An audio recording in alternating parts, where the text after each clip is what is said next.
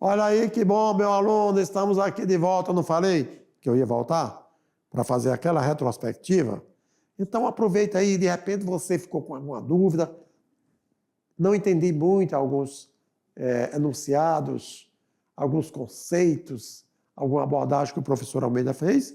Então, olha só, veja lá na telinha o que eu vou relembrar para você. Olha só.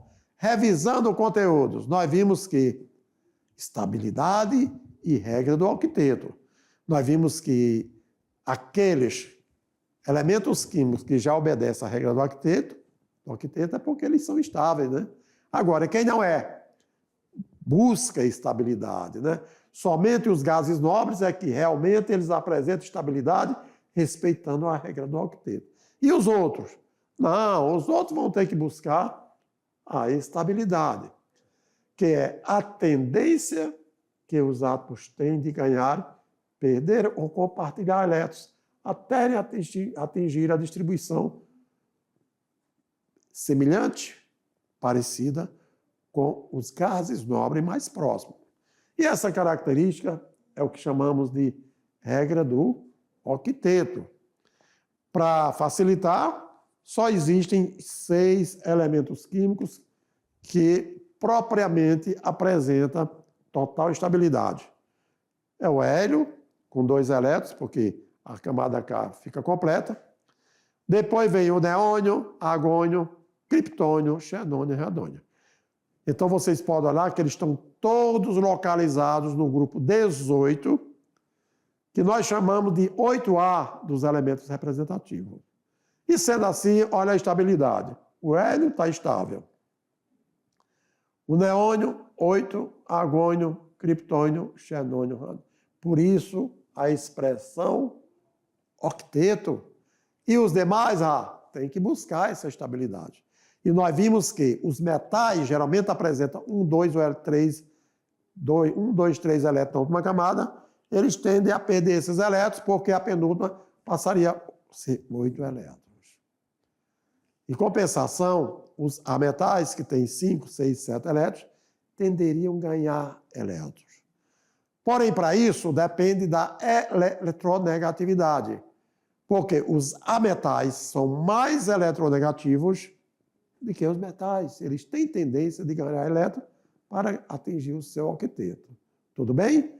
E aí, olha só, a ligação iônica, quando forma, ela acontece com átomos que têm baixa eletronegatividade, eles formam os íons positivos, que chamamos de cátion. E os ânions são aqueles átomos que têm alta eletronegatividade, facilidade de ganhar elétrons na formação do íon negativo ânion. Agora, quando doa-se, quando ganha-se elétrons, isso acontece devido a uma atração eletrostática entre os cátions e os ânions. Aí forma-se a substância iônica ou composto iônico. Valeu aí essa retrospectiva? Então, só para você ver que nesta aula só estamos abordando exclusivamente ligações que ocorrem entre íons cátions e ânions na formação de composto iônico que representa as substâncias iônicas, né? Devido à ação eletrostática. Quem tem maior eletronegatividade tem tendência de ganhar elétrons. Quem tem tendência de perder são os menos eletronegativos, tá bom? E as propriedades gerais dos sólidos iônicos, quando formam os compostos iônicos, sabemos que eles são sólidos cristalinos, duros e quebradiços, apresentam pontos de ebulição e fusão muito altos, são bons condutores de eletricidade quando eles são fundidos, quando eles estão no estado líquido, são solúveis em água em grandes proporções, né? E, geralmente, lembrando aqui que eles estão em formas de cristais de sais, tá certo? Assim sendo, meu caro aluno, olha aí. Com certeza, eu abordei aqui, através da revisão, informações que você, durante a aula, tem esquecido, coisa desse tipo. O que nós desejamos agora é que você faça uma boa atividade de sala, na certeza de que, logo depois, eu, professor Almeida, estarei fazendo comentário de cada questão. Boa atividade para você e fico só no aguardo para fazer os comentários. Valeu?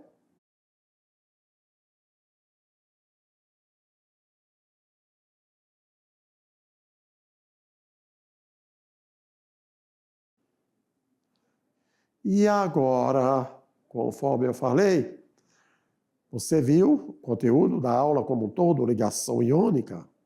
Fiz aquela revisão, você, com certeza, realizou sua atividade de sala.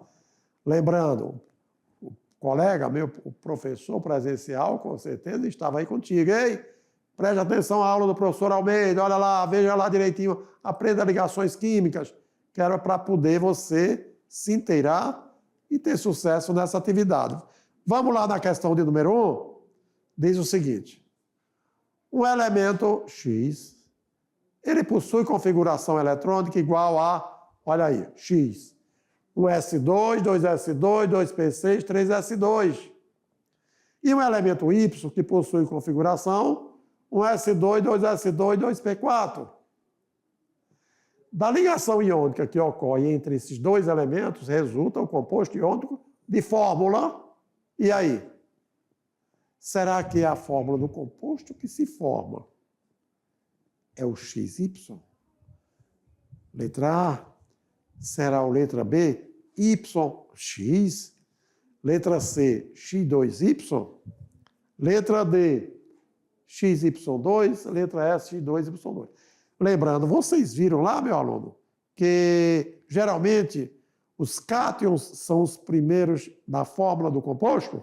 Aquele que doa, que fica positivo, geralmente ele fica à esquerda do composto, à direita fica o negativo. Quer dizer, o que tem menos eletronegatividade é o primeiro do composto, que tem mais à direita do composto. E aí, o que vocês viram nesse composto? Só em observar, olha aí, o X tem 3S2, quer dizer, tem 3 camadas eletrônicas com 2 elétrons na última camada. Ele tem tendência o quê? De doar ou receber. E o Y, olha aí, 2S2, 2P6, ele tem 6 elétrons na última camada. E aí, quem é que tem tendência de doar e receber? Quem será o cátion? Quem será o ânion? E assim sendo, aquele que tem menor, que tem 1, 2 ou 3 na última camada, tem tendência, seria o caso, o metal, que seria o X. Então, quantos compostos aqui de X? Na realidade, nós temos, começando, letra A, letra D e letra E. E com Y. E aí, a partir daí, qual o composto que realmente você pode ter assinalado como resposta correta? Ah, letra A, sim. Por quê? Se X possui essa configuração eletrônica, o S2, 2S2, 2P6, 3S2, ele forma um cátion bivalente. Olha aí, porque tem 2 elétrons na última camada, positivamente. Ele tem a tendência de doar elétrons, se tornando um cátion, né? Já o Y possui a configuração eletrônica. Olha, o S2, 2S2, 2P4. Ele tem o quê? 6 elétrons na última camada, portanto, ele é um íon bivalente negativo, olha aí, menos 2, que tem a tendência de receber 2 elétrons. Logo, se apenas um átomo X já estabiliza um átomo Y, a fórmula molecular do composto só pode ter XY. E conforme eu falei, não é YX, porque o cátion sempre vem antes do ânion na fórmula do composto iônico. Isso aí, eu fiz o comentário, hein?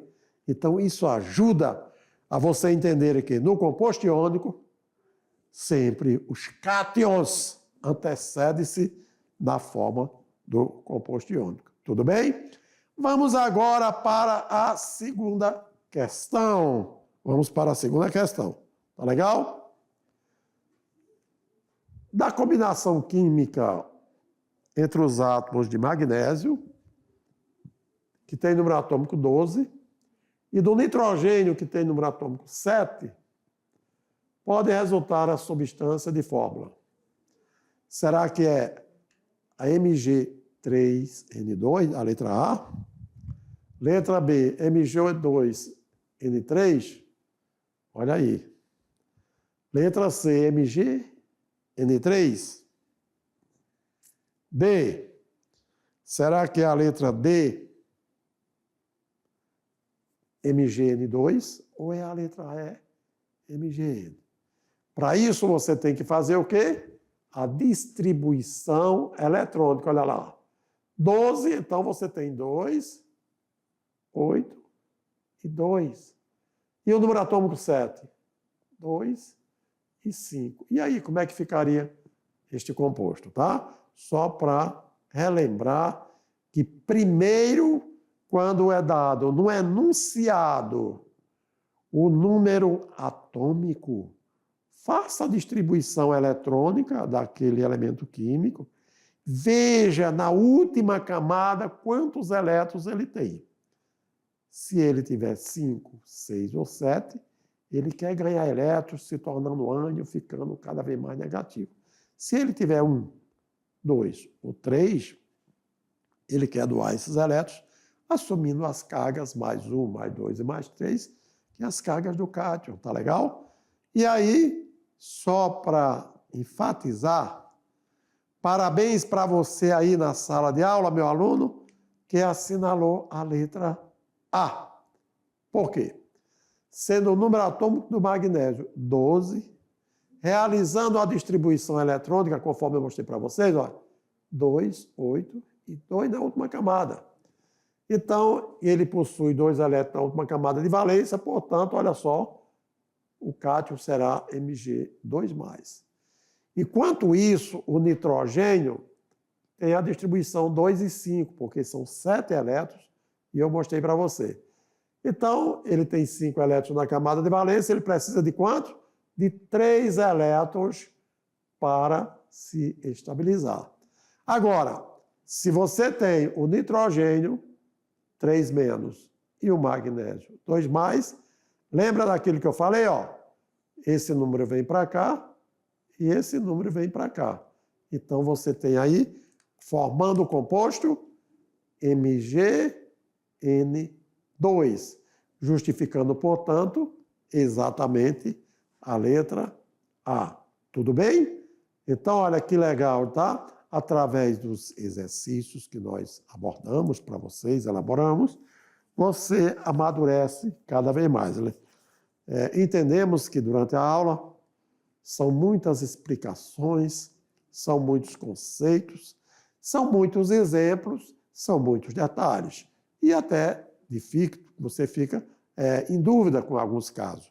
Na hora da atividade de sala, com essas 3 questões que nós elaboramos, com a explicação que nós damos após a resolução das questões por você, eu acho que aí tudo fica melhor, não é? E assim sendo, vamos lá agora, se liga no Enem. Na questão 3, o que aborda? A propriedade que pode ser atribuída à maioria dos compostos iônicos, isto é, aos compostos caracterizados predominantemente formados por ligações iônicas entre as partículas, é. Então, aqui são teorias que, apesar de não terem demonstrações de fórmulas aparentemente, mas é necessário que você entenda o que já foi visto, né, durante a abordagem teórica, né? Porque nós vimos que os compostos iônicos apresentam várias propriedades, não é isso? Entre elas, citamos aqui nessas 5 alternativas. Logo que, voltando aqui ao enunciado, A propriedade que pode ser atribuída à maioria dos compostos iônicos, isto é, os compostos que existem através de ligações químicas, está falando das propriedades. Será que os compostos iônicos eles são dissolvidos em águas e formam soluções ácidas?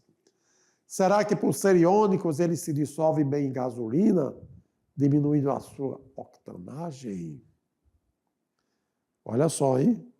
Será que os compostos iônicos fundidos, isto é, no estado líquido, eles conduzem grandemente a corrente elétrica, quer dizer, eles são bons condutores de eletricidade? Letra D, possui baixo ponto de fusão e ebulição. Letra E, são moles, quebradiços e cristalinos. Então, verifica uma coisa. Os compostos iônicos, tá bom? Dissolvidos, eles dão forma ácidas. Ácidos, nós vemos que, geralmente, os ácidos não são formados por ligações, são moléculas, são formados por ligações covalentes. Letra B, a gasolina. A gasolina é um composto orgânico, hidrocarbonetos. Então, geralmente, as ligações que acontecem entre os átomos de carbono e hidrogênio naqueles compostos não são iônicos. Agora, letra C, os compostos iônicos, geralmente, ok? Quando fundidos, quer dizer, quando no estado líquido, são bons condutores de eletricidade. Outra coisa, eles apresentam alto ponto de fusão e ebulição e não baixo ponto, conforme aqui no enunciado. Letra E, eles são sólidos e cristalinos, eles não são moles, portanto a letra E também não satisfaz. Diante disso, qual seria a resposta certa? A letra C. Porque na letra C diz o seguinte: os compostos iônicos fundidos, quer dizer, quando derretidos, quando sai da fase sólida para a líquida, conduzem corrente elétrica porque os íons ficam livres, os cátions e o ânions são separados. Enquanto que na fase sólida eles não conduzem corrente elétrica porque os íons estão firmemente ligados uns aos outros. E, além do mais, o que caracteriza? É que as partículas que constituem um composto iônico apresentam cargas diferentes. Os cátions são positivos, porque os átomos doam elétrons. Mas, professor, relembrando, por que os cátions eles ficam mais positivos? Porque o átomo neutro, você aprendeu? O número de prótons, cargas positivas, era iguais ao número de elétrons, cargas negativas. E a partir do momento que o átomo doa elétrons, no núcleo não é doado prótons. Então, fica-se o número de prótons maior. Ele fica carregado positivamente. Lá no ânion, o que acontece? O número de prótons dele permanece o mesmo, carga positiva a mesma. Porém, ele está ganhando elétrons, que são cargas negativas. Aumenta o número de cargas negativas, por isso que os ânions apresentam sempre cargas negativas. Os elétrons. Por quê? Os elétrons são os que são doados e são os que recebidos. Os elétrons é que são as cargas negativas. Os prótons são cargas positivas. Então, diante disso, pela necessidade de buscar estabilidade entre os átomos, aqueles que apresentam baixa eletronegatividade são mais positivos. Os que apresentam alta eletronegatividade têm que se unirem, doando e recebendo cátions e ânions na formação dos compostos iônicos, tá bom? Então, nessa aula, vocês só viu ligação iônica. Nas próximas aulas, vocês vão conhecer com mais detalhes outros tipos de ligações, como outros compostos acontecem. As verdadeiras moléculas que são formadas através de ligações covalentes, tá bom? Então, agradeço a você a atenção, meu caro aluno, por nesta aula 24 sobre ligação iônica. E agradeço também a participação dos nossos colegas professores presenciais, que tanto nos ajudam otimizando, estimulando os alunos para que, através da mediação tecnológica, possa aumentar o seu aprendizado. Muito obrigado e até a próxima aula. Valeu!